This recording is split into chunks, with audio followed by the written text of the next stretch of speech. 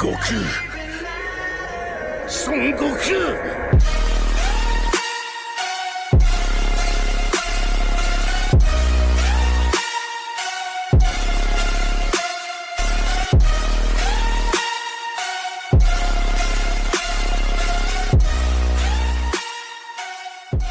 तो वीडियो शुरू करने से पहले आप लोगों से एक ऐप को इंट्रोड्यूस करवाना चाहूँगा। आप में से कई सारे लोग मुझसे पूछ रहे थे कि ड्रैगन बॉल के एपिसोड्स हिंदी में कैसे देखें, तो इसलिए आज मैं आप लोगों के लिए एक ऐसा ऐप लेके आया हूँ जहाँ पे आप लोग ड्रैगन बॉल, नारुतो, पोकेमॉन जैसे सीरीज और उनके मूवीज़ हिंदी में देख सकते हैं। इनके अलावा भी आप लोग इस ऐप में कई सारे एनिमेस, कार्टून हिंदी में देख सकते हैं, वो भी बिल्कुल फ्री। तो इस ऐप को डाउनलोड करने के लिए आप लोगों को सिंपली प्ले स्टोर में जाकर सर्च करना है वीऑन ऐप, नहीं तो आप लोग सिंपली डिस्क्रिप्शन या फिर पिन कमेंट से जाकर भी इसे डाउनलोड कर सकते हैं। तो पिछले एपिसोड में आप लोगों ने देखा था कि फू बीरस को ढूंढते ढूंढते उनके प्लैनेट पर पहुंच जाता है और वहीं ग्रैंड प्रिस्ट भी नाराको के पैलेस पर पहुंच जाते हैं। वहां पहुंचकर उनकी मुलाकात सीधा नाराको से होती है और नाराको के साथ बातें करने के दौरान उनको पता चलता है कि वो लोग वीस के साथ क्या कर रहे थे। वीस के बारे में जानकर ग्रैंड प्रिस्ट को काफ़ी ज़्यादा गुस्सा आ जाता है। ग्रैंड प्रिस्ट को गुस्सा होता देख नाराको कहता है, काम डाउन ग्रैंड प्रिस्ट, मुझे अभी तुमसे फाइट करने का कोई इंटरेस्ट नहीं है, क्योंकि मैं जानता हूँ कि फ़िलहाल मेरी जो सिचुएशन है उसमें मैं तुम्हें नहीं हरा सकता। इसलिए अगर तुम चाहो तो तुम वीस को अपने साथ ले जा सकते हो, लेकिन एक बात याद रखना, जिस दिन मुझे ओमनी किंग की पावर्स मिल जाएंगी उस दिन तुम सब में से कोई नहीं बच पाएगा। ऐसा कहकर नाराको मुस्कुराने लगता है और ग्रैंड प्रिस्ट अपने मन ही मन में कहते हैं, मैं तुम्हारे जाल में नहीं फंसने वाला, क्योंकि मैं जानता हूँ कि तुम कुछ छुपा रहे हो, वरना तुम्हारे चेहरे पर वो स्माइल नहीं होता। इसके बाद नाराको अपने गार्ड से कहकर वीस को लाने के लिए कहता है। वीस के आते ही ग्रैंड प्रिस्ट देखते हैं कि वीस पूरी तरह से ठीक है। नाराको ने जैसा कहा वीस के साथ उसने वैसा कुछ नहीं किया था। ऐसा देख ग्रैंड प्रिस्ट कंफ्यूज हो जाते हैं। ग्रैंड प्रिस्ट को कंफ्यूज देख नाराको कहता है, क्या बात है ग्रैंड प्रिस्ट, मैं तो बस मजाक कर रहा था। ऐसा सुनकर ग्रैंड प्रिस्ट वीस को लेकर नाराको के पैलेस से निकल जाते हैं। रिटर्न जाने के दौरान ग्रैंड प्रिस्ट वीस से पूछते हैं कि उसे रॉयल गार्ड्स के बारे में कुछ पता चला कि नहीं। इसके जवाब में वीस कहता है, मैंने पूरा पैलेस चेक कर लिया लेकिन मुझे रॉयल गार्ड्स का कोई नामो निशान नहीं मिला। ऐसा सुनकर ग्रैंड प्रिस्ट कहते हैं, मुझे समझ नहीं आ रहा है कि वो अपने रॉयल गार्ड्स को कैसे रिवाइव करने वाला है। तुमने और कुछ नोटिस किया उसके पैलेस पर? नहीं, मैंने और कुछ अलग से नोटिस नहीं किया। अच्छा फादर, मुझे आपसे एक सवाल पूछना है। इसके जवाब में ग्रैंड प्रिस्ट कहते हैं, हाँ कहो, क्या कहना है? आपने नाराको के साथ फाइट क्यों नहीं किया? क्योंकि अगर आप चाहते तो आप उसे आराम से हरा सकते थे। ऐसी बात नहीं है, अगर मैं उससे फाइट करता तो रिजल्ट क्या आता उसके बारे में मैं श्योर नहीं हूँ। भले ही नाराको फ़िलहाल मुझसे भी कमज़ोर है, लेकिन वहाँ पर हम दोनों के अलावा कोई और भी था। क्या मतलब है आपका? हाँ, मुझे किसी तीसरे की प्रेजेंस सेंस हुई थी।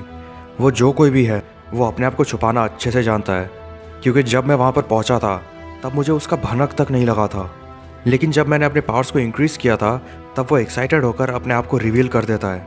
ऐसा सुनकर वीस सरप्राइज हो जाता है और कहता है, मुझे तो यकीन नहीं हो रहा कि कोई ऐसा भी है जिसे आप सेंस नहीं कर पाए। इसके जवाब में ग्रैंड प्रिस्ट कहते हैं, वो जो कोई भी है वो कोई नॉर्मल बीइंग नहीं है।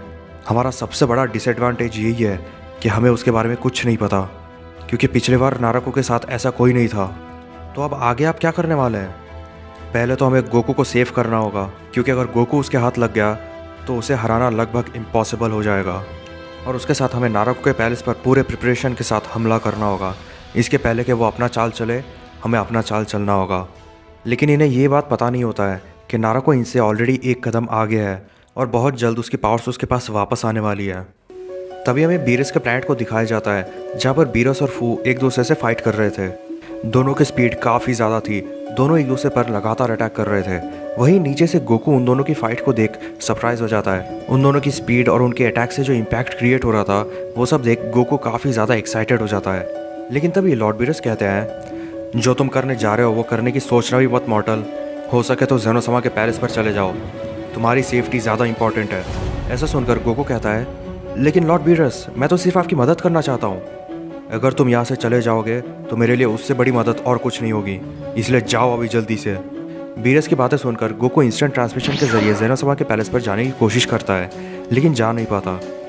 ऐसा होता देख गोकू कंफ्यूज हो जाता है और कहता है, अब ये क्या हो रहा है, मैं इंस्टेंट ट्रांसमिशन का यूज़ क्यों नहीं कर पा रहा हूँ? गोकू को कंफ्यूज देख फू कहता है, उसका कोई फ़ायदा नहीं है, क्योंकि यहाँ आने से पहले मैंने इस पूरे प्लैनेट के चारों तरफ एक बैरियर बना दिया था ताकि तुम यहाँ से कहीं जा ना पाओ।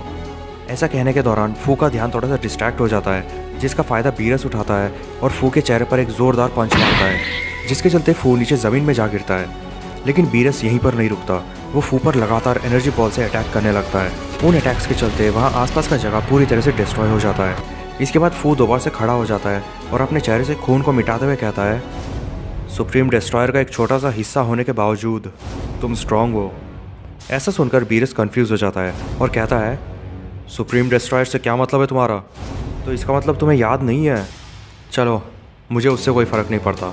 ऐसा कहकर फू पावर अप करता है और दोबारा से बीरस पर अटैक करने चले आता है। फू बिना रुके लगातार अटैक करने लगता है, जिसके चलते बीरस को उसके अटैक्स को काउंटर करने में प्रॉब्लम होने लगा। और अगले सेकंड फू बीरस के पेट पर एक ज़ोरदार किक मारता है, जिसके चलते बीरस नीचे ज़मीन से जा टकराता है। ऐसा देख गोकू और अपने आप को रोक नहीं पाता और अपने सुपर सैयन में ट्रांसफॉर्म होकर फू पर अटैक करने चले आता है। गोकू फू पर लगातार अटैक करने लगता है। कुछ देर तक अटैक करने के बाद गोकू देखता है कि उसके अटैक्स का फू पर कोई असर नहीं हो रहा। ऐसा देख गोकू तुरंत पावर अप करके अपने सुपर सैयन 3 में ट्रांसफॉर्म होकर दोबारा से फू पर अटैक करने चले आता है। सुपर सैयन 3 में ट्रांसफॉर्म होने के कारण गोकू की स्पीड और पावर इंक्रीज हो जाती है, जिसके चलते फू को गोकू के अटैक्स को काउंटर करना पड़ा। लेकिन फिर भी फू गोकू के ज़्यादातर अटैक्स को डॉज कर ले रहा था। कुछ देर तक फाइट करने के बाद गोकू को और कोई चॉइस नज़र नहीं आता और वो अपने नए फॉर्म में ट्रांसफॉर्म हो जाता है। गोकू को इन पावर्स को यूज़ करता देख फू हैरान हो जाता है और कहता है, ये क्या? ये इन पावर्स को कैसे यूज़ कर रहा है?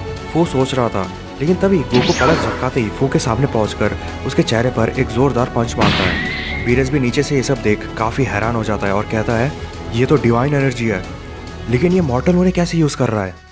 और वहीं दूसरी तरफ फू कहता है, आज तक जिसने भी उन पावर्स को यूज़ करने की कोशिश की है, उनमें से हर कोई अपना माइंड का कंट्रोल खो बैठता है और वो पावर्स अपने यूज़र के अंदर से उसकी हेट्रेड, उसकी नफरत को बाहर निकाल के लाता है, जैसा तुम्हारे दोस्त के साथ किया है। ऐसा सुनते ही गोकू कहता है, क्या मतलब है तुम्हारा? क्या किया है तुमने वेजिटा के साथ? आई एम सॉरी, मैं पहले ही काफ़ी ज़्यादा बोल चुका हूँ। चलो, अब हमारे जाने का वक्त आ चुका है। ऐसा कहकर फू पलक झपकाते ही गोकू के पीछे पहुँच जाता है और उसे गर्दन पर एक अटैक करता है। गोकू उसकी स्पीड को देख काफ़ी ज़्यादा शॉक हो जाता है, लेकिन फिर भी वो किसी तरह से उसके अटैक को डॉज कर लेता है। गोकू के ऐसे रिस्पॉन्स को देख फू कहता है, मुझे लगा नहीं था कि तुम इसे डॉज कर पाओगे। चलो देखते हैं कि तुम इसे कैसे डॉज करते हो। ऐसा कहकर फू एक अनइमेजिनेबल स्पीड से गोकू पर अटैक करने चले आता है। गोकू और फू के बीच बहुत इंटेंस फाइट शुरू हो जाता है। दोनों एक अनइमेजिनेबल स्पीड से एक दूसरे पर अटैक कर रहे थे। उन दोनों के फाइट के दौरान बीरस पूरी तरह से हैरान हो जाता है, क्योंकि बीरस ने कभी किसी मॉडल को ऐसे फाइट करते हुए नहीं देखा था, और ये भी कि गोकू फू के साथ बराबरी में फाइट कर रहा है, जहाँ बीरस को फू के साथ फाइट करने में प्रॉब्लम हो रहा था। और तभी फू कहता है, मानना पड़ेगा मॉर्टल, मुझे लगा नहीं था कि तुम लॉर्ड नारको के पावर्स को इस हद तक यूज़ कर पाओगे, लेकिन ये तो अच्छा है कि वो उन पावर्स का फुल कंट्रोल नहीं जानता, वरना मुझे भी उसे हराने में प्रॉब्लम होता। लगता है अब हमारे फाइट को ख़त्म करने का समय आ चुका है। ऐसा कहकर फू गोकू पर एक यूनिक टेक्निक से अटैक करने जाता है। बीरस फू को देख तुरंत समझ जाते हैं कि फू क्या करने जा रहा है, इसलिए वो तुरंत फू पर एक हकाई एनर्जी बॉल से अटैक करते हैं, जिसके चलते फू को मजबूरन बीरस के अटैक को डॉज करना पड़ा। ऐसा देख फू थोड़ा सा फ्रस्ट्रेटेड हो जाता है और कहता है, लगता है मुझे पहले तुम्हें ठिकाने लगाना होगा। इसके जवाब में बीरस कहता है, ठीक है आ जाओ, मैं भी इस बार सीरियसली फाइट करूँगा। ओह कम ऑन, तुम्हें क्या लगता है तुम्हारे सीरियस हो जाने से मुझे कोई फ़र्क पड़ेगा? ऐसा सुनकर बीरस पावर अप करने लगता है। बीरस की पावर्स धीरे धीरे करके इतनी बढ़ जाती है कि उसके पावर्स के चलते वहाँ पर डिस्ट्रक्शन शुरू हो जाता है। इतना ज़्यादा फोर्स को देख गोकू हैरान हो जाता है और कहता है, तो इसका मतलब लॉर्ड बीरस अब तक अपना फुल पावर्स का यूज़ नहीं कर रहे थे? तो ये है गॉड ऑफ डिस्ट्रक्शन की पावर्स। वहीं दूसरी तरफ ग्रैंड प्रीस्ट और वीस्ट डायमेंशनल गैप से निकलकर जेनोसमा के पैलेस पर पहुंच जाते हैं। पैलेस पर वापस आते ही जेनोसमा ग्रैंड प्रीस्ट से पूछते हैं कि उन्हें कुछ पता चला कि नहीं। इसके जवाब में ग्रैंड प्रीस्ट कहते हैं, पहली बात तो नारको सच में रिवाइव हो चुका है, आपने जैसा कहा था वो फिलहाल ज़्यादा स्ट्रॉन्ग नहीं है। ऐसा सुनकर जेनोसमा कहते हैं, तो क्या हमें अभी उन पर अटैक कर देना चाहिए? नहीं जेनोसमा, मैं ऐसा रिकमेंड नहीं करूँगा, क्योंकि मुझे उनके पैलेस पर एक नए बीइंग का प्रेजेंस सेंस हुआ था, लेकिन मैं कंफर्म नहीं कर पाया कि वो कौन है। अगर ज़्यादा प्रिसाइसली कहूँ तो वो क्या है, क्योंकि मैं जब तक वहाँ पर था मुझे उसके प्रेजेंस का भनक तक नहीं हुआ था, लेकिन जैसे ही मैंने गुस्से में अपने पावर्स को इंक्रीज़ किया, उस बीइंग ने अपने प्रेजेंस को एक सेकंड के लिए रिवील कर दिया था। अगर उसने अपने प्रेजेंस को खुद से रिवील नहीं किया होता तो मुझे कभी पता ही नहीं चलता कि उनके पैलेस पर वैसा भी कोई है। इसके बाद जेनोसमा वीस से पूछते हैं कि उसे कुछ पता चला कि नहीं। जेनोसमा को जवाब देते हुए वीस कहता है, नहीं जेनोसमा, मैंने उनके पूरे पैलेस का छानबीन कर लिया, लेकिन मुझे कुछ पता नहीं चला। ऐसा सुनकर जेनोसमा थोड़ा सा कंसर्न हो जाते हैं और कहते हैं, चीज़ें जैसे चल रही हैं मुझे सही नहीं लग रहा। ऐसा लग रहा है कि वो लोग चाहते हैं कि हम उनके पैलेस पर अटैक करें। वो तो अच्छा हुआ कि ग्रैंड प्रीस्ट को उस अनजान से बीइंग के बारे में भनक लग गया, क्योंकि हम उसके बारे में कुछ नहीं जानते।